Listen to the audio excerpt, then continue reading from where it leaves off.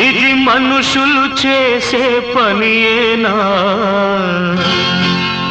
మనలో పాపం చేయని వాడు ఎవడో చెప్పండి, ఏ దోషం లేని వాడు ఎవడో చూపండి. మంచిని సమాధి చేస్తారా? ఇది మనుషులు చేసే పనియేనా?